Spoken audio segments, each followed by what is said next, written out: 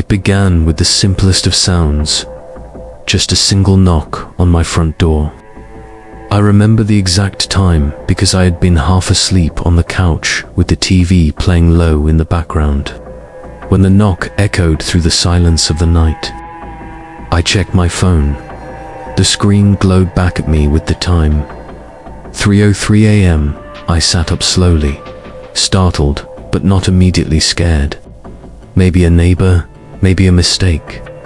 I walked to the door, peered through the peephole. Nothing. The porch light was on, the street dead silent, and not a soul in sight. I opened the door hesitantly, expecting maybe a prank, a delivery gone wrong. But the air outside was cold and still. I told myself it must have been something else, the house settling, maybe even a strange dream. But then it happened again the next night. Same time, same knock. This time it was even softer, like someone gently tapping with the tip of a finger. I jumped out of bed, rushed to the door. Nothing. The silence that followed was even louder. Then the knock. It pressed against my ears and made my chest feel tight. I didn't open the door this time. I just stared through the peephole for a long time, watching the empty porch, convinced I had just missed whoever had been there. On the third night, I was already awake, waiting. I turned off all the lights and sat in the dark, my eyes glued to the clock on the wall. 3 a.m., 3:01, 3:02, and then, exactly at 3:03, knock. Just one, deliberate. I jumped slightly, even though I expected it. This time, I didn't rush to the door. I crept quietly, my socks making no sound on the floor, and reached the peephole without a sound. Again, nothing, no one. I stayed there, breathing softly, the hallway lit only by the distant glow of the kitchen nightlight. 5 minutes passed. 10, and then I backed away, locking every latch twice, heart thudding. From then on, it became routine. Every night at 3:03 a.m., one knock, never more. Always the same rhythm, the same pause after. I stopped sleeping through the night. I started leaving lights on. I even tried staying at a friend's house. But even there, I felt uneasy as the clock neared 3 o'clock. I kept checking their front door, as if the knock could follow me. I returned home after a few days, unable to explain my anxiety, but knowing, in my bones, that I was supposed to be there. It felt personal, like the knock was meant only for me. After the first week, I set up a camera outside. I figured if someone was messing with me, I'd catch them in the act. I even told myself I'd call the police once I had proof. That night, I waited in bed, phone in hand, watching the camera feed. 3:03 came. The knock sounded again, softer than usual, almost hesitant. I froze, checked the feed. Nothing. The porch light was on, the view clear, but the camera didn't pick up anything at all. No shadow, no movement, no sound. Just static from exactly 3 hours, 2 minutes and 58 seconds to 3 hours, 3 minutes and 10 seconds. Then the feed returned, showing an empty porch. The silence that followed was heavier than ever. My heart pounded so loudly, I could barely hear the old TV humming in the living room. I didn't move. I didn't open the door. The air in the house felt wrong, like it didn't belong to me anymore. It wasn't fear in the traditional sense. It was a sense of being studied, like the knock was a test, and I was being watched to see what I'd do. And what terrified me most wasn't what I heard, was what I didn't hear. Each passing night made me more paranoid. I unplugged the doorbell. I added bolts, chains, even moved furniture in front of the door, but the knock still came. Always at 3:03 a.m., and always just one. I covered the peephole, but I still waited behind the door every night, frozen with fear, waiting for the sound I now dreaded more than anything, because no knock meant something worse. It meant change. It meant escalation. I began wondering, why me? Why my door? What did it want? I searched local stories, haunted legends, deaths in the area nothing matched. There were no similar accounts, no unexplained deaths or old urban legends about cursed knocks. I felt utterly alone in this nightmare. The knocking wasn't just frightening anymore. It became part of me. Something I counted down to. Something I prepared for every night like a ritual. Because if I didn't prepare, I was scared it might come in, and still, every night, without fail, at 3:03 a.m. a single, quiet knock. It was the fourth night of the knocking. By then, I had already developed a routine. Lights off by midnight, doors double locked, and a chair dragged quietly to the front door just before 3 a.m. I didn't sleep anymore, not really. I just sat, watching the clock and waiting. That night, I decided to break the pattern. Instead of just listening from behind the door, I wanted to see. I wanted proof of who or what had been tormenting me every night with a single, quiet knock. At 2:55 a.m., I stood behind the door, barely breathing, hand hovering near the peephole. I felt ridiculous, nervous. Maybe this was all some prank, or maybe even my own mind turning against me. But when the minute hand reached 3:03, I didn't move. I waited, and just as always, it came not. A low, slow, hollow sound that seemed to echo through my ribcage instead of the house. My skin tightened. I blinked, inhaled, then gently pressed my eye to the peephole. He was there, not a shadow, not a trick of light. A manner, something shaped, like one stood motionless on my porch. He wasn't knocking anymore. He just stood. His posture was strange, too straight, too still. He wore what looked like a long, dark coat, but its texture didn't move in the breeze. His head was tilted slightly down, as if looking directly at the door, but I couldn't see his face. It was all shadow, as if the porch light didn't work. On him, my heart pounded in my ears. I watched, waiting for him to move, to knock again, to shift even slightly, but he didn't. He just stayed there. I stared through the peephole so long my eyes started to ache. Still, he never moved. I backed away slowly and sat down on the floor, knees to my chest, trying to convince myself it was a trick, a mannequin, a sleep-deprived illusion. But I felt him. I felt the weight of his presence pressing against the door, like he was willing me to open it. Minutes passed. I checked the peephole again. He was still there, exactly the same spot. Not breathing, not flinching, just watching. At some point, I must have dozed off on the floor. I awoke to sunlight streaming through the window. Rushing to the door, I opened it and looked around. Nothing, no sign anyone had been there. I even checked for footprints, scuff marks, anything. The porch was clean, undisturbed.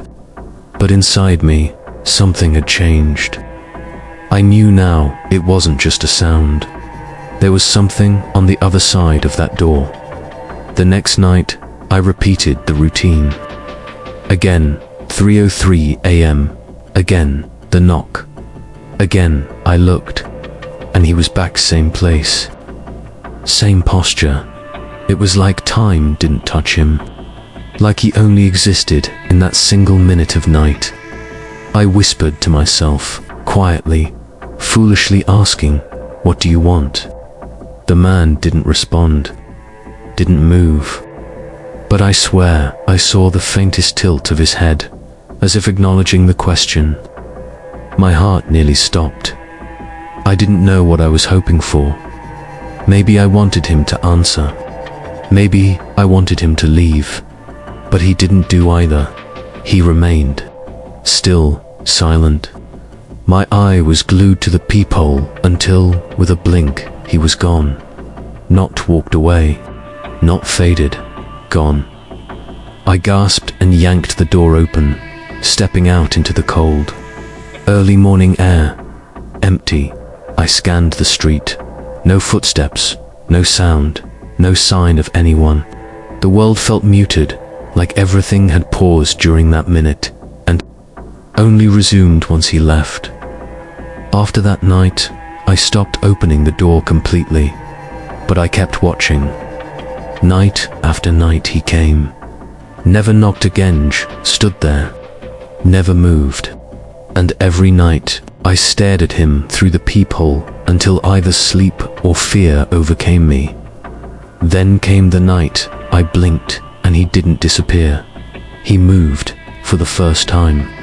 His head lifted slightly. I saw part of his face, white to white, with eyes that weren't eyes but hollow pits. The porch light flickered above him. My legs gave out beneath me, and I fell to the floor, scrambling back like a child. I didn't look again. I couldn't. I stayed there until morning. Now I don't look through the peephole anymore, because I know he's there, and one night he might be closer. The first time I heard my name whispered through the door, it was so faint I thought I imagined it. The usual knock had come and gone at exactly 3:03 a.m., just like every other night. I'd already checked the peephole and saw nothing, so I walked back to my room, more annoyed than scared. But then, just as I was about to climb into bed, I heard it. A soft, breathy whisper my name. Not shouted, not spoken. Whispered from behind the door, like someone was inches away from the wood, speaking directly into it. I froze in place. At first, I didn't want to believe it. I stood still, holding my breath, hoping I'd misheard. But there it was again. My name. Clearer this time. I crept back toward the door, heart pounding louder than the sound I'd just heard. I pressed my ear against the wood carefully. Nothing. Silence. Just when I was about to pull away, it came again, closer now. It was unmistakable. Someone outside was whispering my full name. And not just the name everyone uses. My real name. The one I don't go by. The one I haven't spoken aloud in years.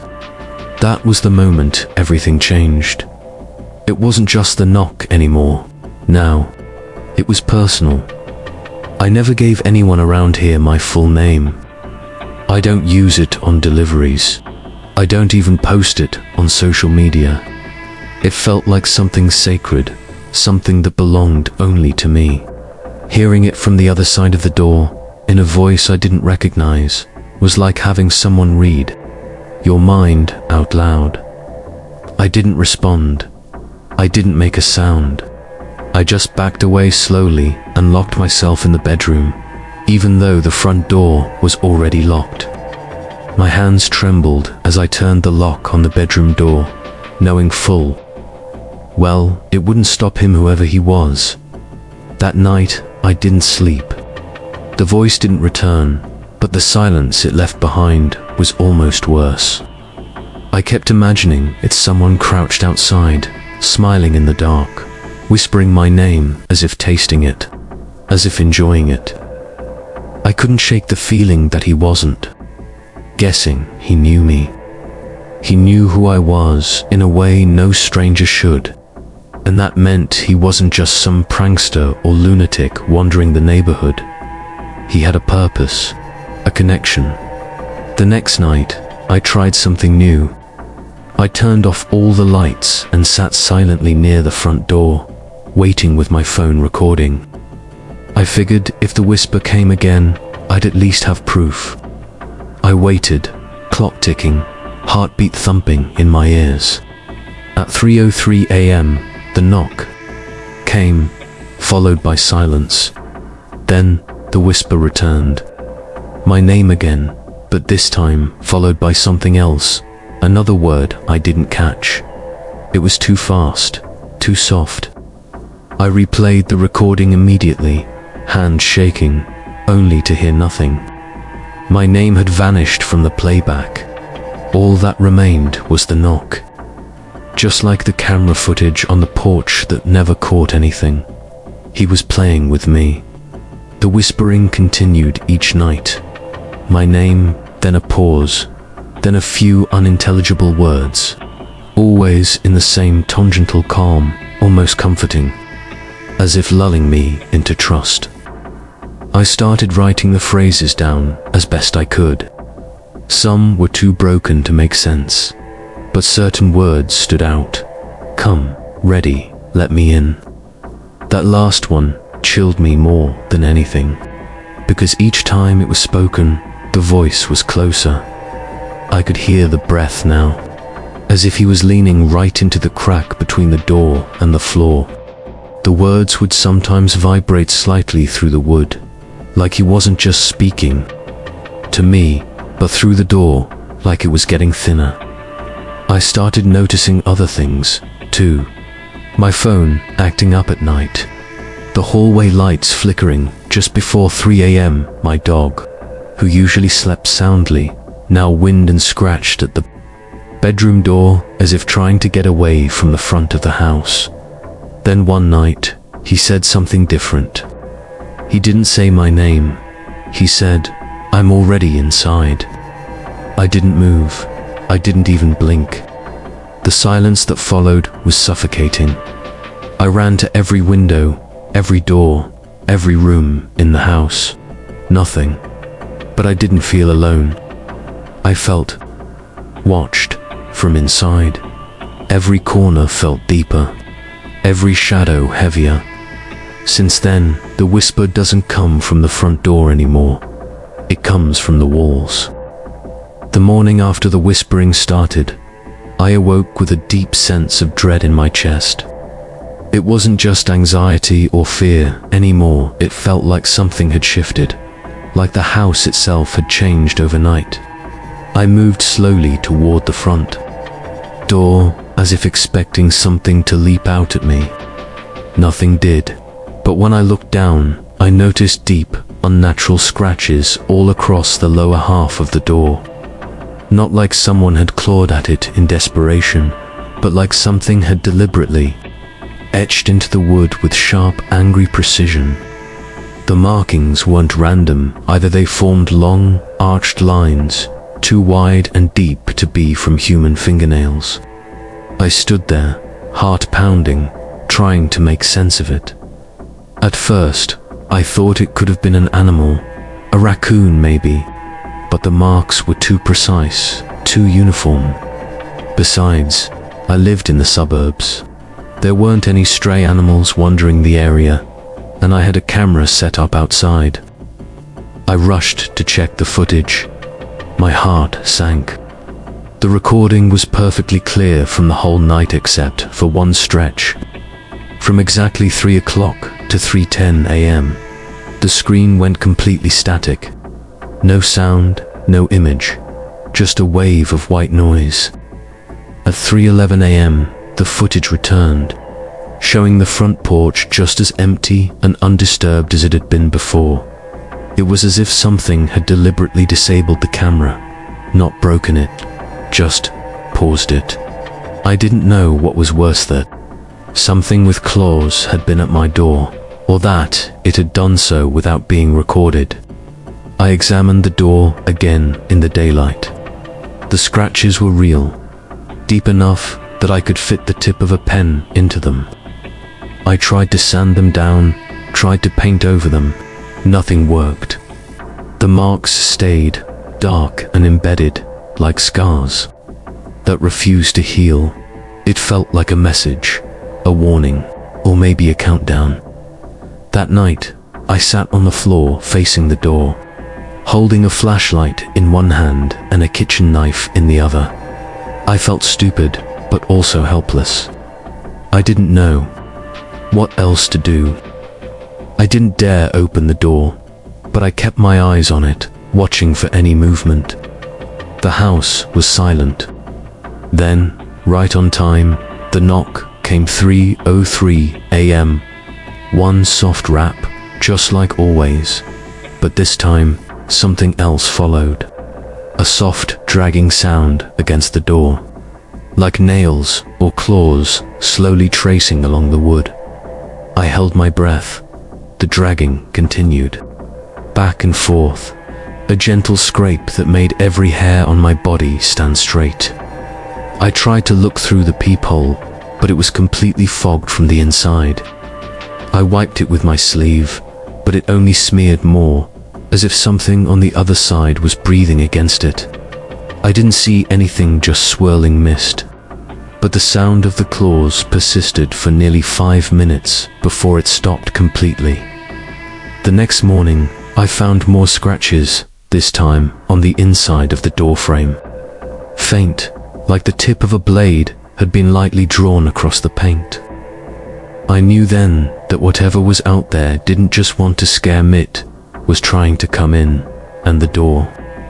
It wasn't going to be enough to stop it forever. I installed more locks, added a wooden plank, even tried placing salt across the threshold. I didn't believe in that stuff, not really, but desperation makes you believe in anything.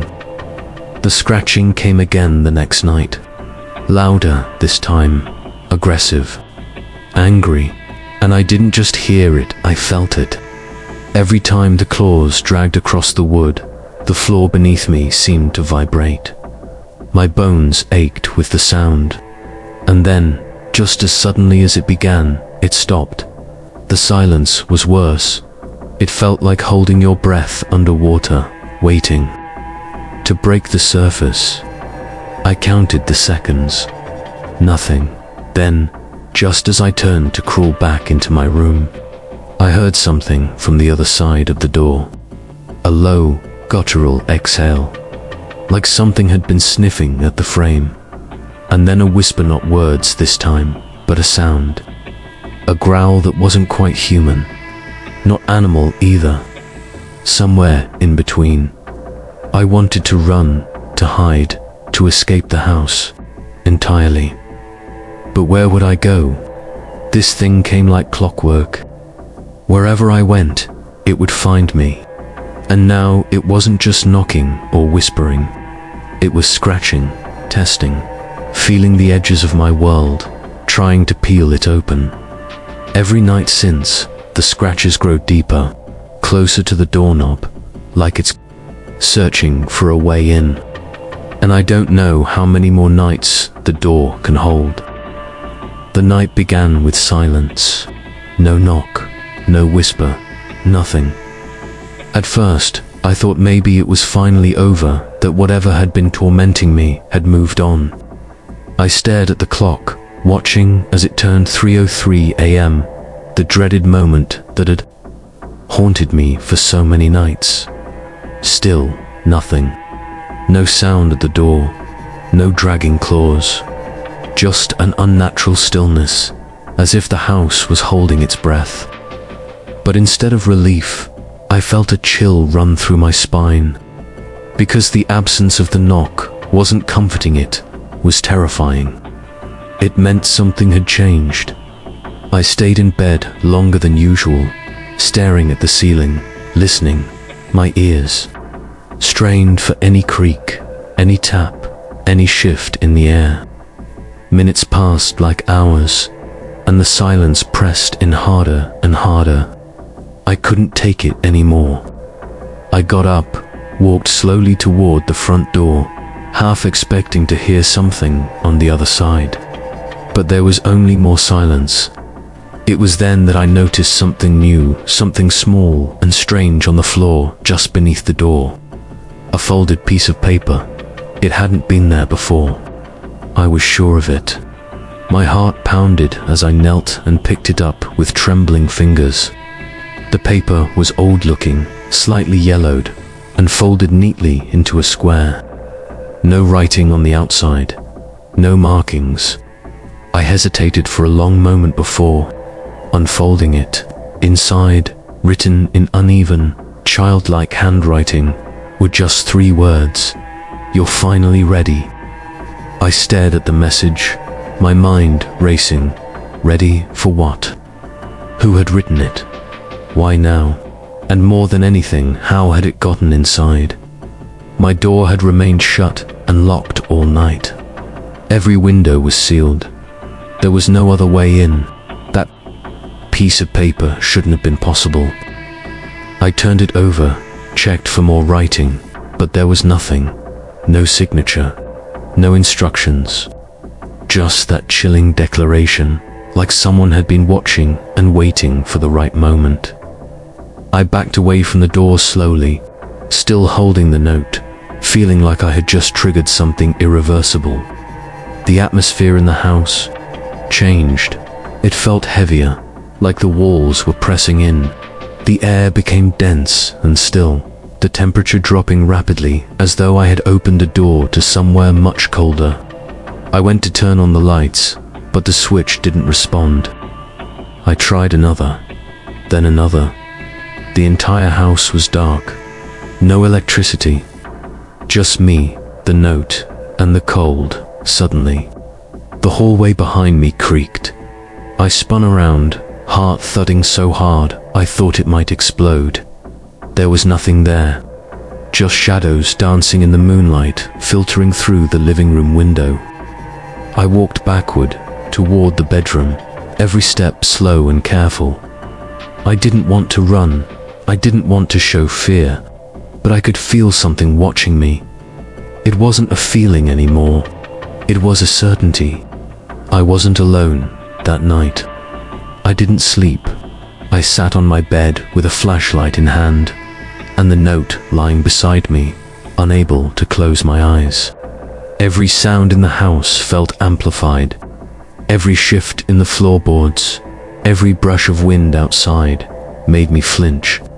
And somewhere deep inside, I felt the message repeating itself like a chant in my mind. You're finally ready. For what?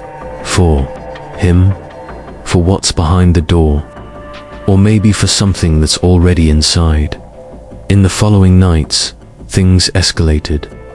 No more knocks, no more scratching, but objects started to move. Lights flickered on and off sporadically. I would leave a room and return to find chairs repositioned, pictures turned face down, mirrors fogged as if someone had been breathing on them. I set up cameras again, but the footage always cut out between 3 o'clock and 3:10 a.m. I was being toyed with, studied, slowly prepared for something. That phrase wouldn't leave me alone. Then one night, another note appeared, this time on my pillow. It said, "Open wide." That was it. 2 words that filled me with more dread than anything else so far. Open what? The door. My mind, my body. The next night, I sat again in the hallway, flashlight in hand, waiting. And at 3:03, the knock didn't come. Instead, the door handle turned. It didn't open. It just turned slowly, with perfect control, then returned to its resting position. I didn't move. I didn't breathe. Because now, it wasn't asking to come in. It was waiting for me to open it.